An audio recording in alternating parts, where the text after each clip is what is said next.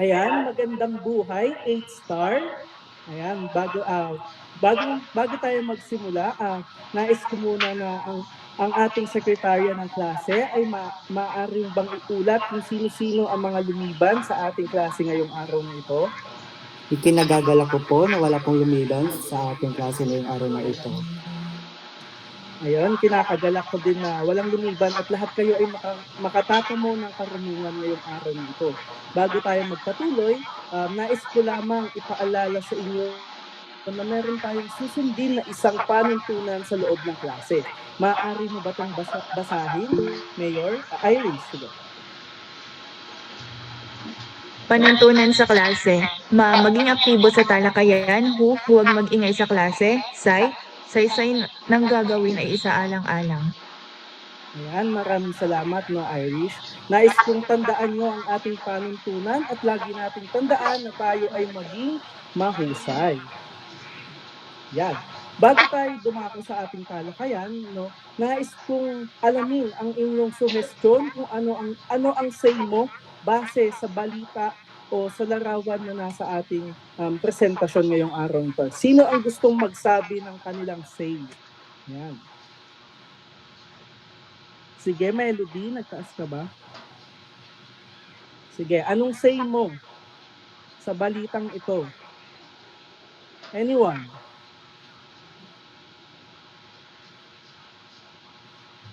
Sige nga, anong say mo sa balitang ito, Jericho? Ang say ko po sa balitang ito ay nakakalungkot po dahil po ang ating presidente ay wala daw po tayo magagawa dahil sa presyo ng buwis.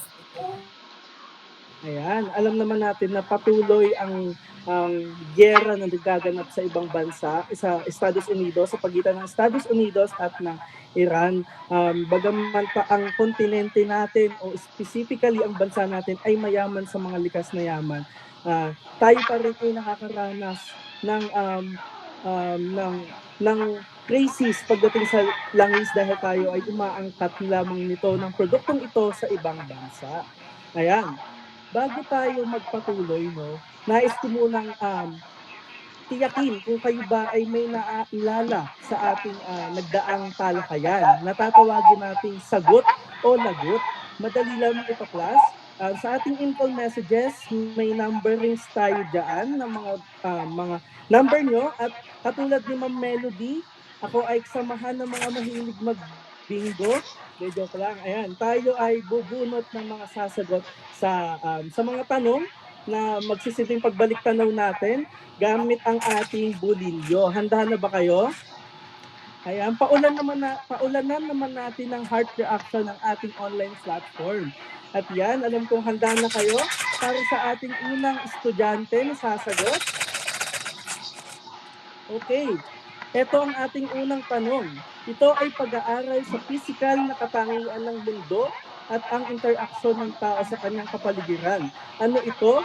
At ikaw ang sasagot sa letra ng I, 21. Sino ang pang number 21 sa ating info messages? Maaari mo bang sagutin ito? Or kung wala, sino ang susunod sa 21 na nandito sa ating platform? Neil, Miranda, nandito ka ba? Okay, sige, Nikos. Geography po, sir. Geography o geografiya? Tingnan nga natin kung tama. Ayan, mahusay. Ang geografiya ay ang pag-aaral ng physical na katangian and kung paano ba tayo nag-i-interact yung mga tao sa kapaligiran nito. At sa susunod, ito ang katanungan. Okay, number 10. Sino ang pang number 10 sa letra ng B? Number 10 natin is De La Cruz Iris. Ano ako? Isang natatanging planeta. Earth po, sir. Earth, daigdig o mundo ay tumpak. Mahusay, Irish. At para sa susunod nating katanungan, ano-ano ang tatlong istruktura ng daigdig? At sasagutin yan ng maswerte nating mag-aaral sa letter N, 31. Letter N, 31. Ayan, sino ang pang 31 sa Aaron Carsario? Ano ang tatlong struktura ng daigdig? Anyone na gustong sumagot? Ano ang tatlong struktura ng daigdig? Ayan, sige, Jesby. Cross mantle corpus. Ayan, mahusay. Ang na kung saan ang pinaka outermost layer ay ang crust na napagitnaan ng mantle at ang pinakamainit at ang pinaka nasa loob ay ang core. Mahuhusay kayong lahat, no? At alam ko na kayo ay nakinig at naaalala nyo ang ating talakayan nitong nakakaraang araw. Kaya naman, bigyan nyo ang sarili nyo ng 3 bagsak. Ayan, gusto nyo ba yung 3 bagsak na yan? Alam kong hindi. Ayan, bigyan natin sila ng virtual clap. Ngayon na nasukat ko na kayo ay may natutunan sa ating aralin tayo na idadako sa ating susunod nating talakayan. Ngunit bago yan, tayo ay magkakaroon muna ng isang aktibidad na tatawagin natin Continent Who. Madali lamang ito, class. Ipapakita ko sa inyo ang mga salita at kailangan yung pagsamasamahin ito at buuin nyo kung ano ba yung salitang mabubuo. Malinaw ba yon? Para sa ating unang salita, A plus siya. Ano kaya to, class? Mag-open mic na lang. A plus siya. Asia po. Mahusay, Asia. Tignan nga natin. At para sa susunod, Africa. Africa po. Mahusay. Para sa susunod, U plus rope. Europe po. Europe. Yan. Mahusay lahat. Pwedeng sumagot lahat, pwedeng sumagot ang mga gustong sumagot, nang sa ganun ay mahikayat natin ang lahat na mag-participate. At sa susunod, ang Australia. Australia po. Yan, mahusay. At sa susunod, North America. Ano yan, class? North North America po. Wow, nahulaan yung North America. At sa susunod, South America. South America po. Mahusay. At ang susunod natin ay ang panghuling, Antarctica po. Ayan, mahusay. Ngayon na alam ko na nahulaan nyo yung mga pinapahulaan ko sa inyo.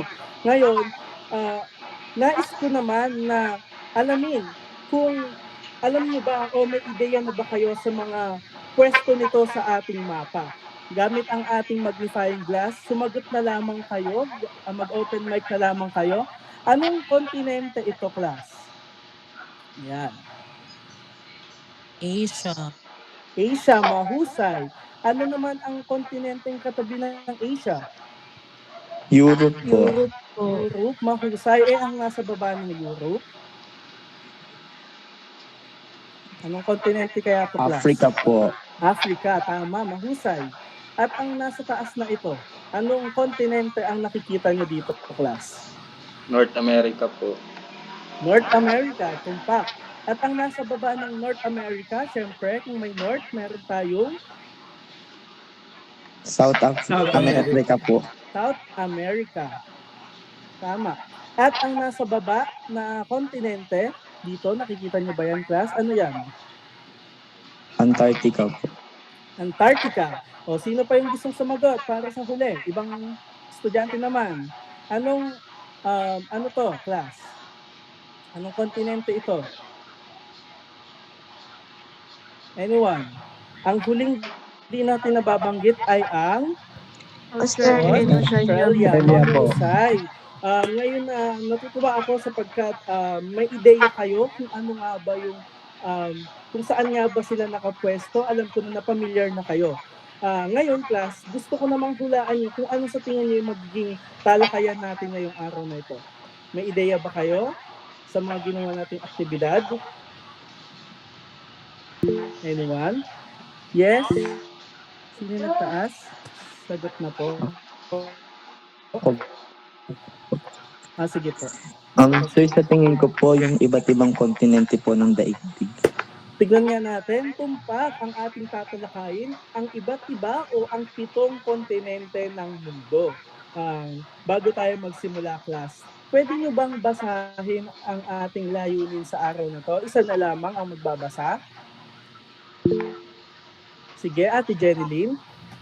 Layunin sa pagtatapos ng aralin, 100% ng mga mag-aaral na may humigit kumulang na 80% ng antas ng kaalaman ay inaasahang natatalakay ang mga kontinente ng daigdig at mga katangian pisikal nito.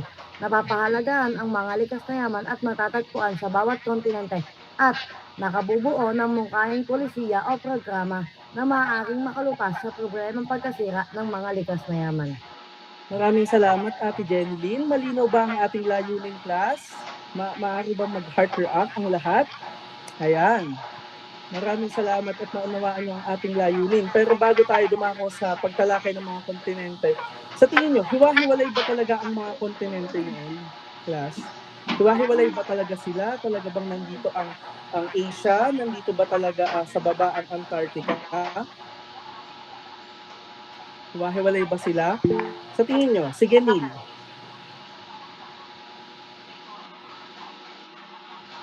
Sir, hindi po sir. Kasi nung unang panahon po, isa lang po siya eh. Ito po yung tinatawag na Pangaea. Tumpak, very good no Neil.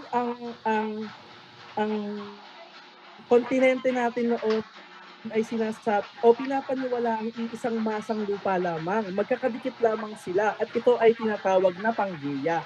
Tama si Neil, ang ibig sabihin to ay isang buong lupa dahil dugtong-dugtong nga ang mga kontinente natin noon. Ito makikita natin sa ating presentasyon ang before na kung saan magkakadikit at paano nga ba ito nagkahiwa-hiwalay. Ito ay minungkahi ni Alfred Wegener sa kanyang theory na continental drift theory na sinasabi na paglipas ng milyong-milyong taon dahil sa paggalaw ng tectonic plates, ito ay naghiwa-hiwalay at nabuo ang pito na nung una pala nahati muna ito sa dalawa, which is yung Laurasia sa Hilaga and yung sa timog naman ay ang Gondwana. Hanggang sa finally nagkahiwa-hiwalay sila at doon na nga nabuo ang tinatawag nating 7 kontinente. Malinaw ba ito, class? Ayan. Para naman talakayin natin kung ano-ano nga ba ang 7 kontinente na ito at tayo ay magkakaroon ng isang pangkatang gawain na tatawagin nating Map Amazing Challenge. Kagabi ay pinag-download ko kayo ng mga QR code scanner, naaalala nyo ba? Ayan, ang QR code scanner ang magiging gagawin natin ngayon. Okay. Babasahin ko sa inyo ang panuto. Map Amazing Challenge, ang klase ay mahahati Mas sa pitong yung grupo. audio mo naka-open. Hello, anak. Nikos, maaari mo bang, yan, maraming salamat. Okay, sa ating Map Amazing Challenge, no, ang ating unang panuto, ang klase ay mahati sa 7 grupo. So, ginawan ko na kayo ng 7 grupo at may bawat representative na akong pinili sa inyo. Ang bawat grupo ay bibigyan ng QR code na naglalaman ng mga impormasyon patungkol sa kontinenteng inyong tatalakayin. Sa loob ng 2 minuto ay kailangan yung i-scan ito at ilagay ang mga impormasyon sa itinakdang Canva link ng guro na isinend ko na sa ating bawat group chat. At meron lamang kayong 1 minutong presentasyon para sa bawat grupo. Malinaw ba ito, class? At para naman sa rubrics, ito ang mga dapat nyong isaalang-alang. Una ay ang nilalaman. Dapat nyong pilitin na kumpleto at wasto ang mga impormasyon sa presentasyon at kooperasyon at malalaman ko din kung kayo ay sumunod sa oras. Ito ang mga dapat yung isaalang-alang class.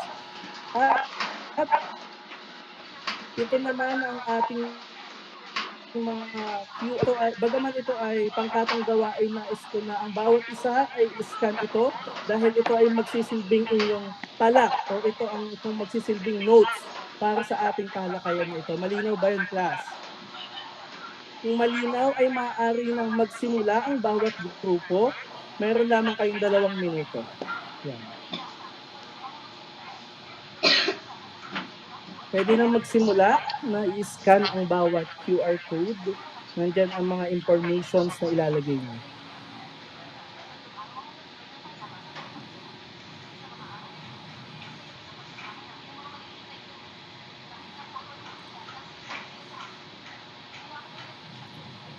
Papaalala ko class na si Sir ay mag-check sa bawat GC kung nakikikooperate ba ang lahat. No? Nakikita ko dito sa ating monitor.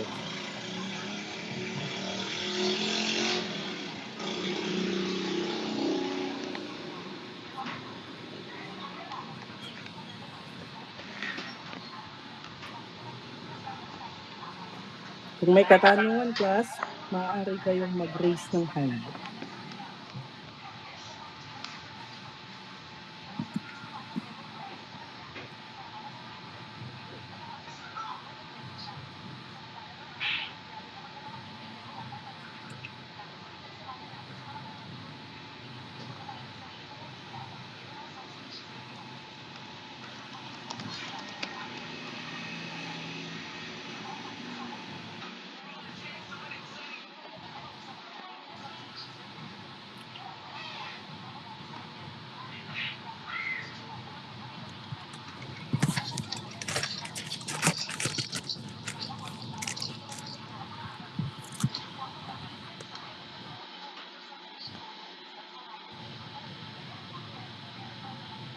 May nakatapos na ba class?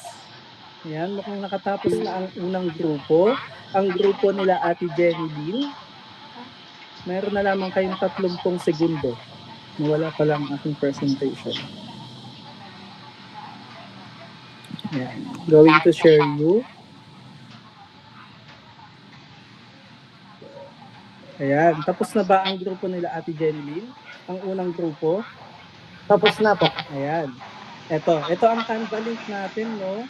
At pwede pa rin gumawa habang nagre-report ang unang grupo. Ang unang grupo ay ang Asian continent. Present ko lang. Maaari ko nang magsimula ng iyong...